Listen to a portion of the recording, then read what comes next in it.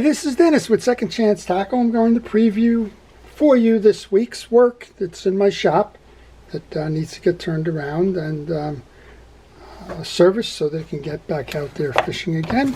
We have several that were brought in by customers, several of them mailed in to me, and in all cases we're going to try and work on them this week. Try and do videos because I think most of these will be fairly unique. And if you see one on here that you would like to have a video done on, and I don't plan on doing one, well, just shoot me a note in the comments section. I'll be happy to try and accommodate you with that, given the time available. So I wanted to start first by thanking our first responders, essential personnel, all healthcare workers, and uniformed services folks, everybody who's a hometown hero during the pandemic. Truly do appreciate all of your efforts. Fire, EMT, safety, ER workers, as well as administrative staff in hospitals, in the long-term care facilities, in the acute care facilities, and the local doctor's offices. Thank you for all you do. Well, we're going to start. A local customer dropped this one off. It's the FX 4000 Shimano. I guess he made an attempt to take some line off. He probably should have done a little bit better at that. All dusty, said it was in the back of his garage. It was time to get cleaned up and put back out there fishing again. And for the most part, it works. It's just sluggish. So I'll take that apart only because that's a very popular reel. Generally speaking, it's on the lower end of the price spectrum. A lot of times it doesn't get serviced because the cost of service sometimes outweighs the value of the reel. But if you're going to do it yourself, then it's an easy service to do. It's inexpensive, and you'll keep that reel fishing for a long time to come. So that's the Shimano FX 4000.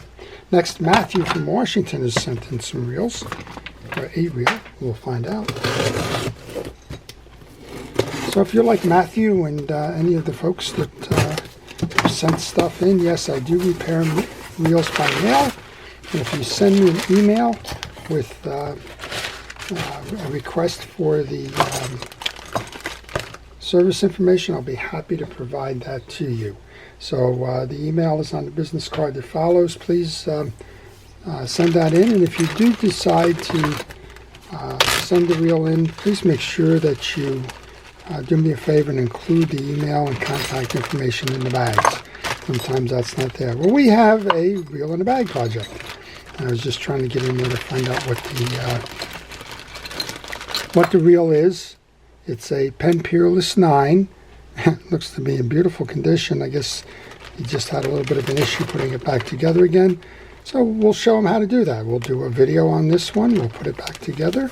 And the next time Matthew takes it apart for service, we'll have the video there to show him how to do it. And for those of you that have a Penn 9 and you're wondering how to do it, well, get started, take it apart, and then join me for how to put it back together again.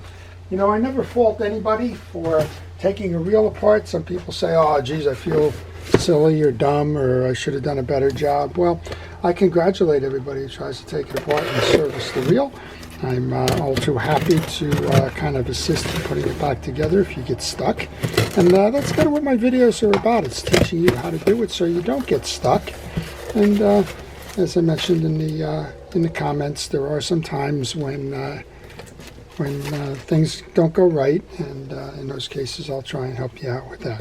I forgot to find out where this one's coming from. So this is Michael. I've done some work for Michael already. Michael's in Virginia, and he sent me a couple more, so I guess I did a good job on the first end for him. So here's a fun one to start with. This is a compact. It's the Cadillac 6. It's made in Japan. Compact was a manufacturer in the 70s and the 80s. I'll have to go do a little bit more homework to find out what other reels were made by the company and what was the company that did it. But it's a nice solid reel, and I'll be all too happy to put this one together and show you how to do that. So we have the compact. We have a Cardinal 757. This is probably the largest of the rear drag reels that you'll see. It's operated with the rear drag. Take apart top. And right now the problem seems to be that the spool is not oscillating. Well, gee, I wonder why that is. Something's not connected there. Hopefully we can find some parts. Hopefully we find the parts inside. But right now this one's not going anywhere without some kind of a clip. And then one of the workhorses of the 60s, 70s, 80s, 50s in a different style. This is the Pen 85 Seaboy. This one's been around a long time. They changed over to the brown-sided plates in the, I think it was the late 60s or 70s, I'll be wrong. They started with the black ones and wooden knobs all the way back in the 40s. It's one of the early designs. And then it's moved on to this one. This one just sounds like it needs a lot of grease, love, and attention. So we'll be happy to do that for Michael, and hopefully we'll find some parts for that Cardinal 754. That one might be tough. Okay, next one comes up from Indiana. I always think that this is great when people who can actually packages to look like this. I don't know if I don't have the ability, the patience, or what, but mine just kind of accept the box, whatever that box is. In this case, a Walmart.com box, and I just kind of go with it. So if you have that talent for wrapping, that's wonderful. My presents don't always look that good. All right, so we've got a reel or two maybe that is coming in from there, very well packed. And here's kind of what we're talking about. Right? So if this was $7.50, somebody did really good. This is an earlier version of the Pen 85 with the wooden knob. So this is in the 50s, late 40s or 50s. We'll have to see. When we take apart the side plate, we're going to find out a little bit more about this reel. But you can generally date reels, especially these, if they have a wooden knob on them. Generally that's the 40s and 50s. And they've pretty much switched over to the plastic knobs after that. I'll be happy to do that. This one's a beauty. For $7.50, they got a good deal. And we're going to take care to do the service on that one. Okay, those are the male ones. Now I have a couple that were dropped at the shop. This one I thought was interesting. You know, our season's just about winding up now. We're getting into the fall. A lot of the fish are going to start migrating south, and you're going to just kind of put the moment on hold, if you will, to the spring. It's a good time to get things done again. So this one's a knockoff of a Pen reel. I'm not quite sure what it is. It was made in Japan, and it's kind of a plain Jane kind of reel, if you will. I'm going to bet when I get inside of this reel that it's going to look very much like a Pen structure, but I don't know who made the reel. I am noticing we had a chrome ring on that side, and we do not have a chrome ring on this side, but we should. And we have a we're all gapped out here. And we're going to take this apart. We're just going to call this the no-name Japanese reel from the 1970s. I think I'll do a video on it just because it's fun to see what the technologies and design points are. When I get inside it, it may very well be that it's a Japanese structure that I can identify, like the Olympic dolphins, for example, or it may just be kind of unique, and we'll learn from this one. This one I'm going to call a tuition reel, except that I didn't pay the tuition reel on that. That came in with this one, and this one is very, very tight. This is a Pfluger, and it's a Pfluger Temco 2075, and this one, same person, right? They're fishing inshore. Doesn't look like this one's been fished in a while. I think I'm going to find out what the story is on that one. This one I know he had out there. Don't have a free spool release on this one. Maybe that's why it wound up on the shelf. Have two issues. We have free spool release. We have a knob on the handle. These are very difficult. These knobs tend to swell, and when they swell, they bind against the metal post. This group and the Ocean Cities have similar ones. It's a molded knob. It's a two-half knob that gets molded together, and for whatever reason, it swells around that post, and it's very difficult to turn. But even without that knob, this reel is very difficult to turn. I don't believe I've done a Pfluger Temco, so why not? Let's put that into the library for those of you that have an interest. And the third one that he brought in was this good old Garcia Mitchell 600.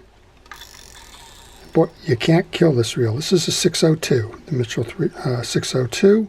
It's the narrow frame, and it's the frame without the double-sided chrome trim rings. This is just the single side internally. This reel is going to clean up and be a beauty. I may just do this one if I have some time.